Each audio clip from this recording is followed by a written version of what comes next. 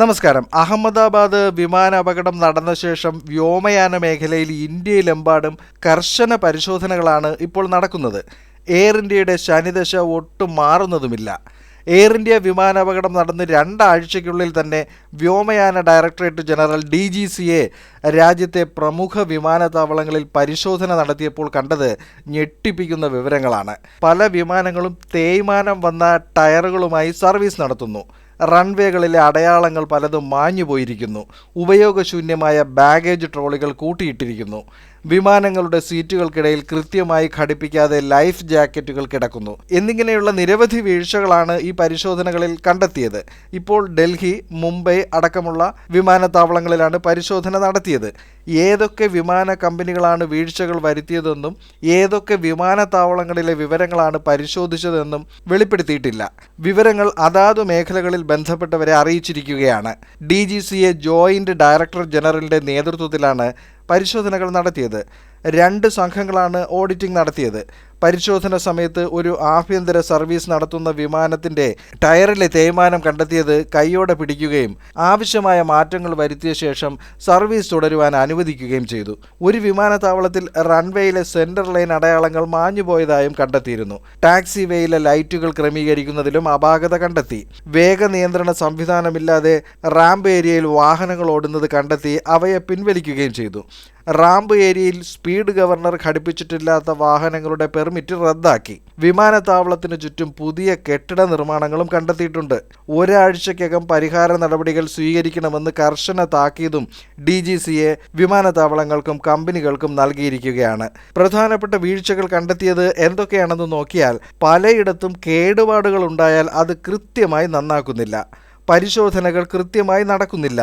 Ground ഹാൻഡിലിങ്ങിനുള്ള baggage ട്രോളികൾ പ്രവർത്തിക്കുന്നില്ല. വിമാനത്തിന്റെ അറ്റകുറ്റപ്പണികൾ നടക്കുന്ന ഇടങ്ങളിൽ വർക്ക് ഓർഡർ കൃത്യമായി പാലിക്കുന്നില്ല. പലയിടത്തും എഞ്ചിനീയർമാർ സുരക്ഷാ മുൻകരുതലുകൾ നടത്തുന്നില്ല. വിമാന സിസ്റ്റത്തിൽ നിന്നുള്ള റിപ്പോർട്ടുകൾ ടെക്നിക്കൽ ലോഗ് ബുക്കിൽ കൃത്യമായി രേഖപ്പെടുത്തുന്നില്ല. സീറ്റിനടിയിൽ കൃത്യമായി ലൈഫ് ജാക്കറ്റുകൾ വയ്ക്കുന്നില്ല. റൺവേയിലെ സെൻട്രൽ ലൈൻ മാർക്കിംഗ് മാഞ്ഞുപോയ നിലയിൽ കണ്ടെത്തി. അഹമ്മദാബാദ് വിമാന ദുരന്ത പശ്ചാത്തലത്തിലാണ് DGCA ഉണർന്നത്. രാജ്യമെമ്പാടും വ്യോമയാന മേഖലയിലെ സുരക്ഷ അടക്കമുള്ള കാര്യങ്ങൾ സമഗ്രമായി വിലയിരുത്തുവാനായി ഓഡിറ്റിംഗും തുടങ്ങി. വിമാന കമ്പനികൾ, മെയിൻ്റനൻസ് സ്ഥാപനങ്ങൾ, ട്രെയിനിംഗ് സ്ഥാപനങ്ങൾ, നാവിഗേഷൻ സംവിധാനം ഒരുക്കുന്ന സേവനദാതാക്കൾ, വിമാനത്താവള ഓപ്പറേറ്റർമാർ, ഗ്രൗണ്ട് ഹാൻഡ്ലിംഗ് ഏജൻസികൾ, സോഫ്റ്റ്വെയർ കമ്പനികൾ ഇവിടെയെല്ലാം ഓഡിറ്റിംഗ് നടത്തുകയാണ്. ഇതുകൂടാതെ ജോയിന്റ് ഡയറക്ടർ ജനറലിന്റെ നേതൃത്വത്തിൽ മിന്നൽ പരിശോധന നടത്തുകയാണ്. ഈ ഓഡിറ്റിംഗ് കമ്പനികളുടെ റിസ്ക് പ്രൊഫൈൽ, അതായത് അപകട സാധ്യത, കമ്പനിയുടെ വലിപ്പം, സങ്കീർണത ഇവയ്ക്കനുസരിച്ച് വ്യത്യസ്തമായിരിക്കും.